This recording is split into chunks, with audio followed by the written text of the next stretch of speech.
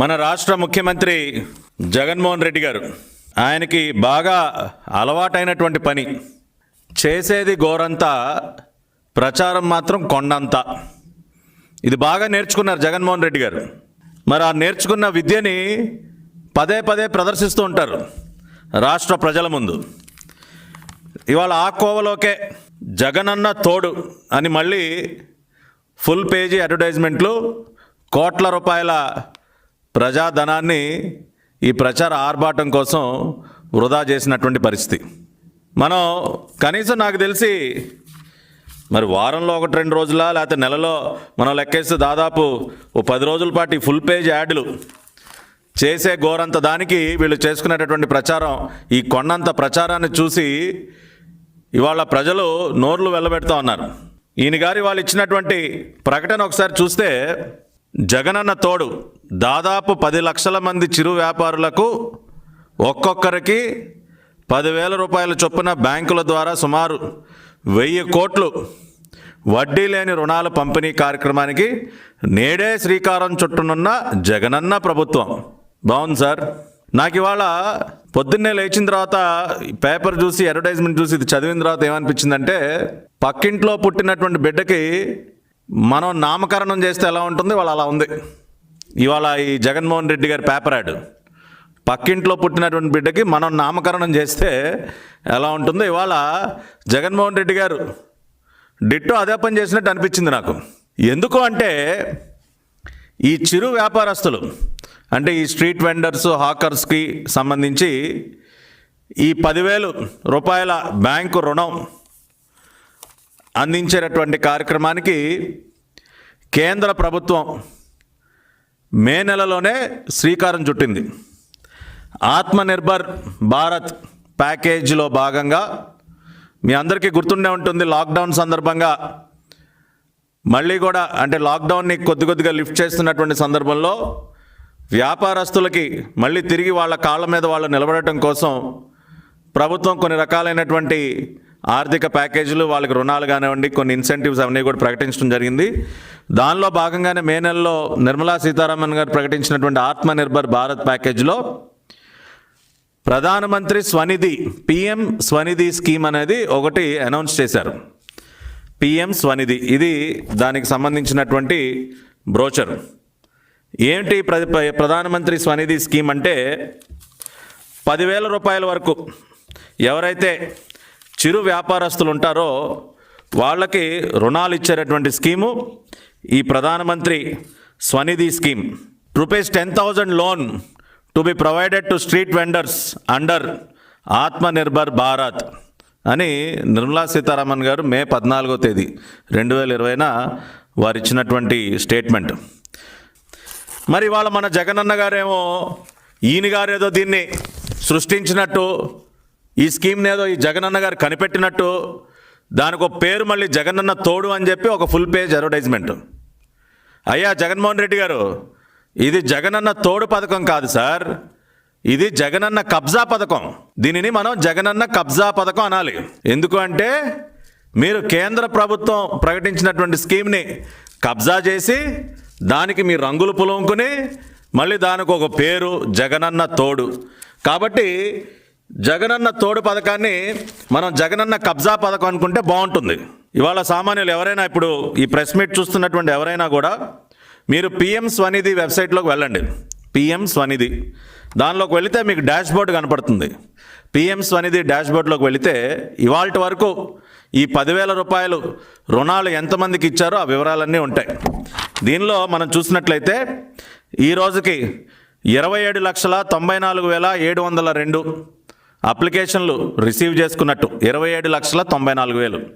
దానిలో 14,96,736 మందికి శాంక్షన్ కూడా చేసినట్టు దీనిలో చాలా క్లియర్గా పిఎం స్వనిధి వెబ్సైట్లోకి వెళ్తే డాష్ బోర్డ్లో ఉంది.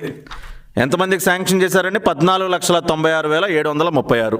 ఈయన గారి వాళ్ళు ఏదో బ్రహ్మాండంగా, ఈయన మేధోశక్తితో ఏదో ఈయన గారికి ఇవాళ రాష్ట్రంలో ఉన్నటువంటి చిరు వ్యాపారస్తుల మీద ఏదో ప్రేమ కారిపోతున్నట్టు ఒక కలరింగ్ ఇచ్చి ఈ పేపర్ యాడ్ల మీద కోట్ల రూపాయలు ఇవాళ తగలేస్తూ ఉన్నారు.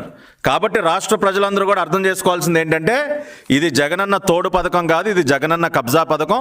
ఇది కేంద్ర ప్రభుత్వం మే నెలలో ప్రకటించినటువంటి పథకం. దానికి సంబంధించినటువంటి డాష్బోర్డ్లో ఉన్నటువంటి వివరాలు కూడా మీ ముందు ఉంచాను.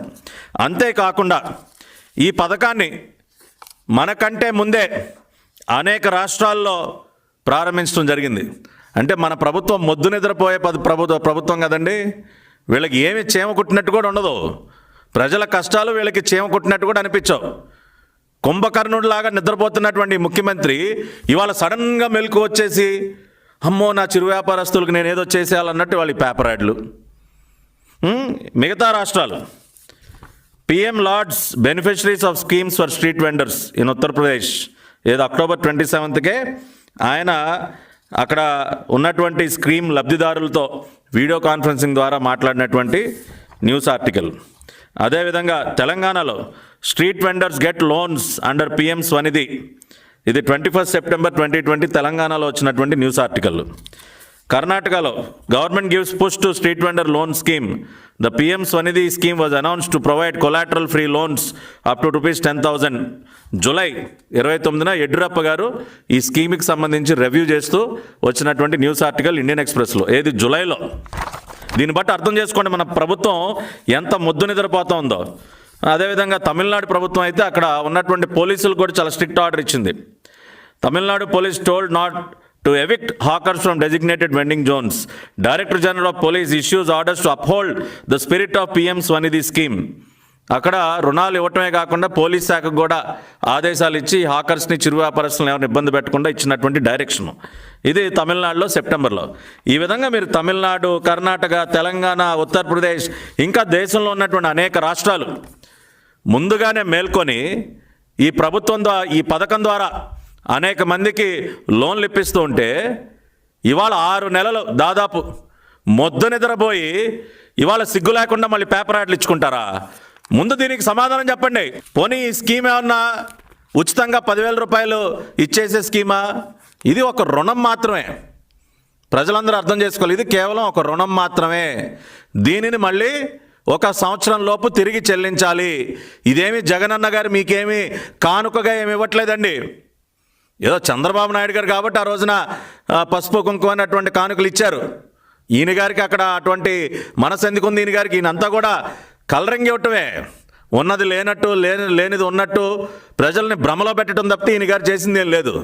కాబట్టి జగనన్నతోటి 10,000 రూపాయలు కూడా కేవలం రుణం, బ్యాంకులు ఇచ్చినటువంటి రుణం. 12 నెలల్లో మళ్ళీ తిరిగి చెల్లించాలి. మంత్లీ ఇన్స్టాల్మెంట్ ఉంటుంది, ఆఖరికి వడ్డీ కూడా ఉంటుంది. 7% వడ్డీ కూడా చెల్లించాలండి.